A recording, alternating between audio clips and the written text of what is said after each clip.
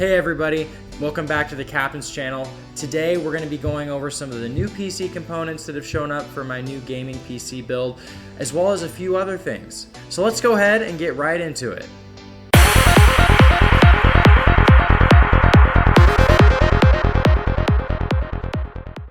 Hey everybody, welcome back again. This is the Captain's channel. So just like we said in the intro, we're going to go through the components that have shown up so far for the new gaming PC build, along with talking about a couple of other things and a couple of issues that I actually ran into when picking parts that I didn't realize I was going to have until it was a little too late. So I'm gonna get into that.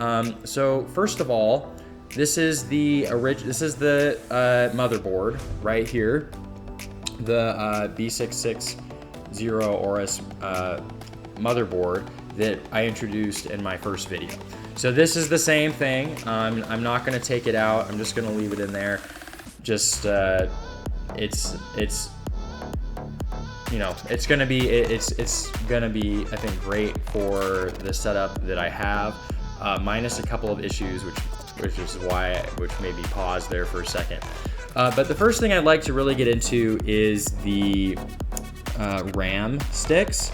So I've got these Ripjaw RAM sticks that were recommended to me on the build that I was looking at. And so if I go ahead and see if I can open these, I don't know if I'm gonna be opening these right now. Oh, it looks like I can. So I'm just gonna flip this open. I have not opened this yet. So these are both 16 gigabytes, so for a total of 32 gigabytes. The original build that I looked at actually said to go with 8, but I decided it was a budget build that they were recommending. Let's see if I can get this out of here. It was a budget build that they were recommending, and popped up there. So there's a budget build that they were recommending, and so they were basically doing as little RAM that they thought you would need to make that functional, like the PC functional. So this is a DDR4 3600, I believe that's gigahertz, and then it's 216 gigabyte strips for this. And so those will go into the motherboard eventually once we're actually doing the build. But I think I just wanted to make sure I had enough, especially, going forward into the future. I may not necessarily need all of this 32 gigabytes, 216 gigabyte strips right away, but I just want to make sure that I'm getting my money's worth for that. Comes with a little sticker too. Okay, gonna close that up. So that's the RAM. Looks like I put it in. Maybe put it in the right way. Looks like I did.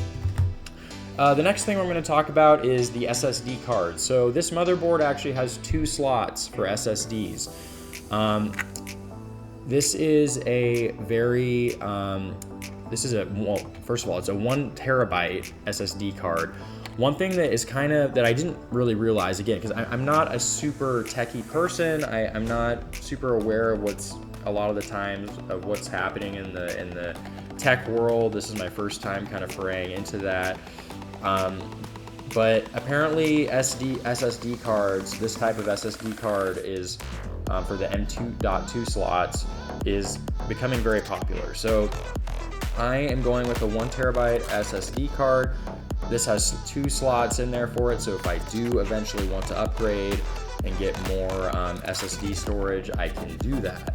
But I think right now, from everything I've read, everything that people have told me, this will be plenty for what I'm wanting to do, which is, not super crazy intense gaming, and I'm not going to have so much data that I'm going to need more than 1 terabyte.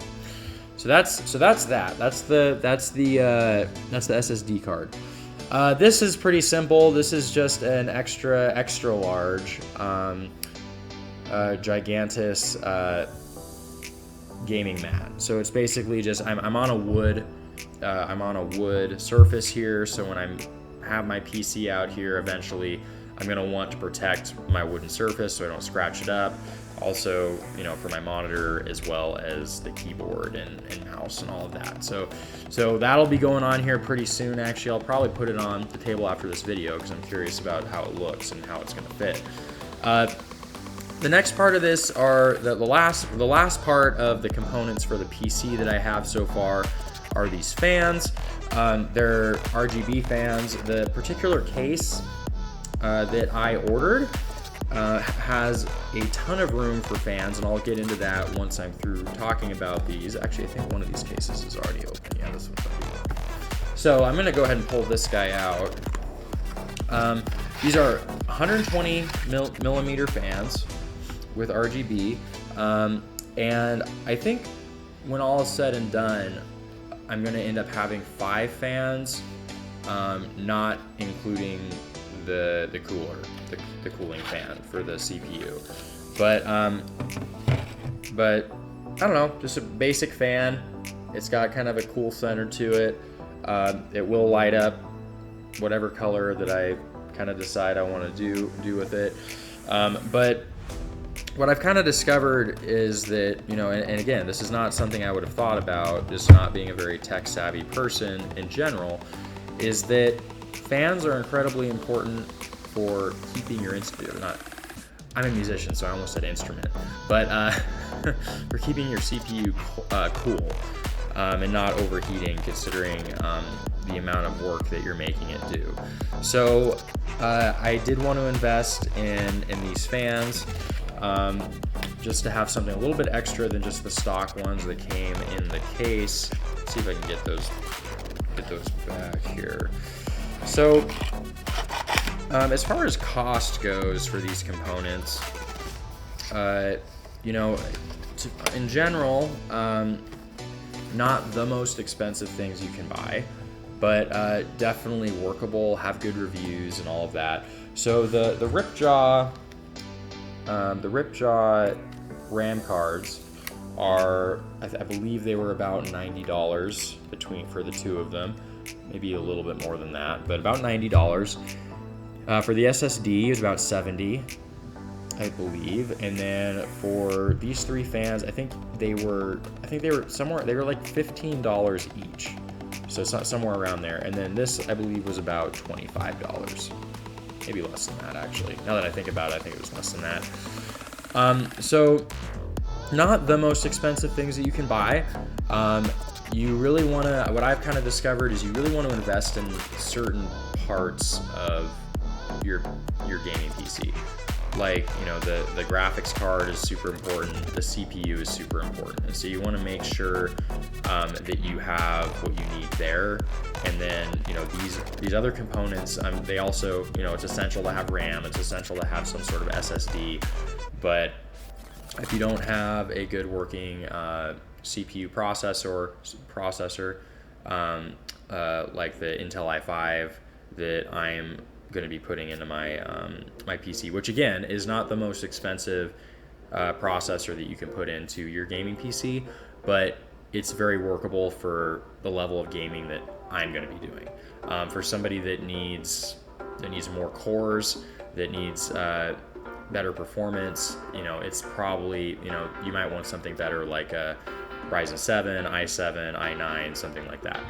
And that's just based off of what I have gotten from doing my own research.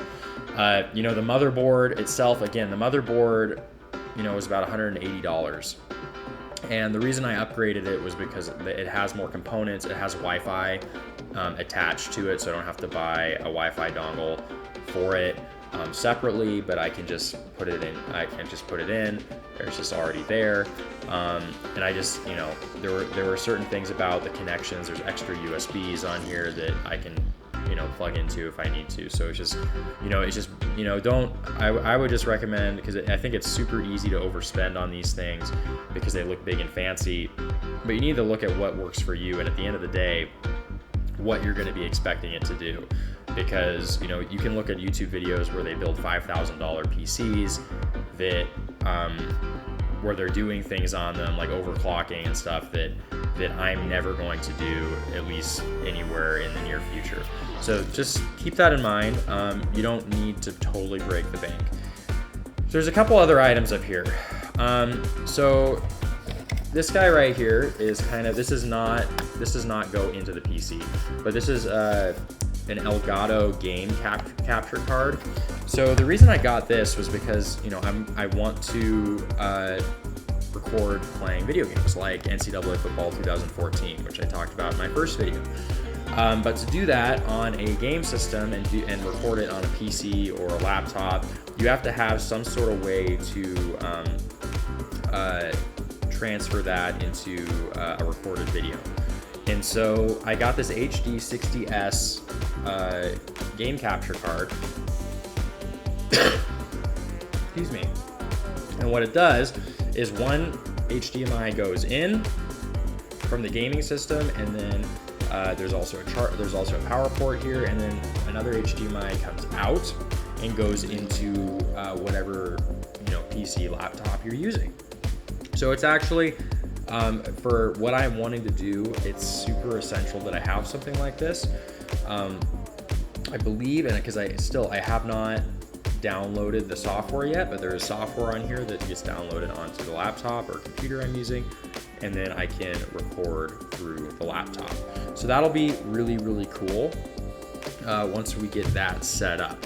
This was about $143, so it is a little spendy, but again, it's one of the only ways that you can get you know, a good recording on your computer through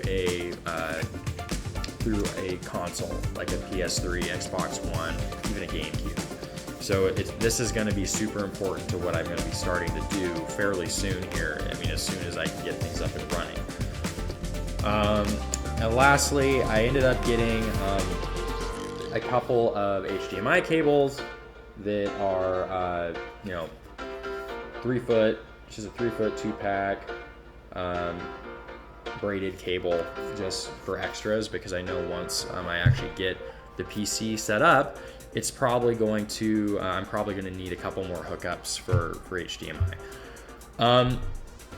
One issue that I came across, there's a couple of issues that I came across, and this is just me not being super experienced with this, is that when I first picked out the motherboard, I did not look at its dimensions, and so I actually ordered a case, the case that was recommended through that particular build, but it was going to be too small because the original motherboard was about 10 by 10 inches, and the original case that I got was a Thermaltake like mini case, and so it was very small. Oh, was it micro? I think it was micro. It might have been micro, but it was it was smaller. It wasn't super tiny, probably about that high, but it wasn't going to fit this motherboard, which was frustrating, right? Because I was super excited about getting the case, because that kind of helps you start visualizing what your PC is actually going to look like.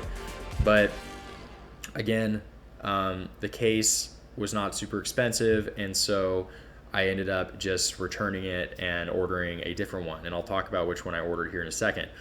The other issue that I ran into was that my power supply that has not been delivered yet, but I ended up having to cancel that order and order a different one, because the original power supply that I bought, that again was recommended to me by the build that I made, this all has to do with the fact that I changed which motherboard I decided to use. But the problem is that the motherboard that I upgraded to has connections on it, power supply connections, that the original power supply that I bought doesn't have. Now, PCPicker.com told me that it would probably still work, but there would be certain things that wouldn't plug in properly, or it wouldn't be 100% connectable. Although it would probably still run, and I didn't really want to take that risk, you know. And if I'm going to spend money on this, I want it to work well, and I want to do it the right way. And so I ended up ordering a Corsair power supply that I'm going to be picking up in a couple of days. So I'm really excited about this build and how it's starting to slowly come together. Again, it's a huge process, and again, it's a little bit intimidating because I've never built a PC, and so honestly, one of the scariest things about this is going to be, it's one thing to have all these boxes with things in them. It's going to be a totally other thing to have the case, take everything out of the boxes, you know, put everything together, hook everything up, and try to hook everything up correctly so that it actually turns on when you press the power button. So and last thing, as I was going to say, so the new case that I bought, and the reason why I said, talked about the fans earlier, is because the new case that I bought is the Corsair 5000D Airflow case, which is a much larger case than the one I was originally planning on buying.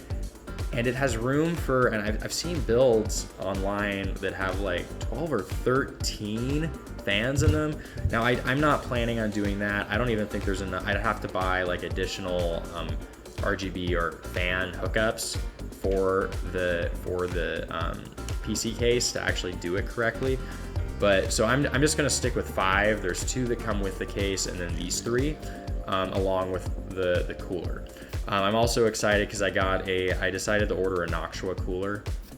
I know that the Intel processor is going to come with a stock cooler, but I also know that those are not as efficient and don't work as well. And again, I want this to last for as long as it can. So if I do have to spend a little bit more money to get a higher quality cooler, then I'm totally gonna go for it. But yeah, so I'm super excited, minus the couple of snafus that I've run into with parts and the case. I think things are gonna slowly, over the next week or so, start coming together a little bit more. And I'm super excited. I'm feeling a little bit impatient, to be honest, to start building this thing, because I just have these boxes sitting out here. But yeah, so thank you so much for watching this video. Don't forget to like and subscribe, and I will see you later. Don't forget, this is the Captain's Channel.